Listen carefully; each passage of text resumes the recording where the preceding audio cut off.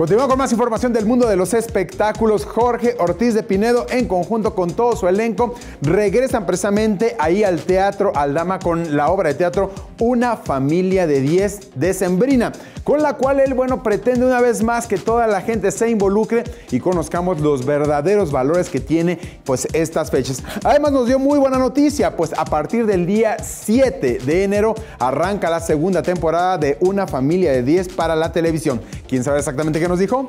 ¡Chequen esto! Una familia de 10 está de regreso en el Teatro Aldama. Dicha obra retrata las virtudes, pero también los defectos que tienen todas las familias en cualquier parte del mundo. Sin embargo, como la familia mexicana, son pocas, pues siempre practican la frase de donde comen uno, comen tres o más.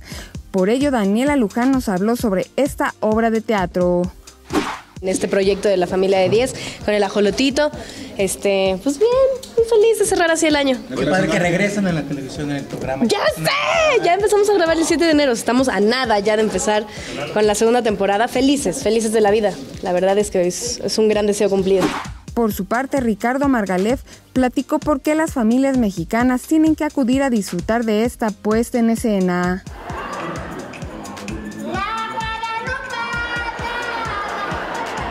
Última ocasión, esta temporada, como ya se mencionó al final, hay una muy grata sorpresa para toda la gente y todos los seguidores de la familia de 10. Ya es la última versión de esta pieza teatral, de esta puesta en escena que llevamos ya un poquito más de 500 representaciones, con una modificación celebrando la Navidad, y obviamente que pues con mucho gusto lo hacemos para recibir a todo nuestro público y todos los seguidores de la familia de 10. Porque como ya bien saben, ya por ahí les pasaron el chisme, hay una muy buena noticia. El 7 de enero regresamos a grabar la segunda temporada de la familia de 10.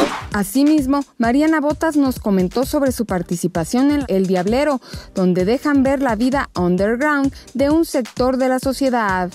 Viernes 21 de diciembre, antier, ya me eché toda la serie, no pude contenerme.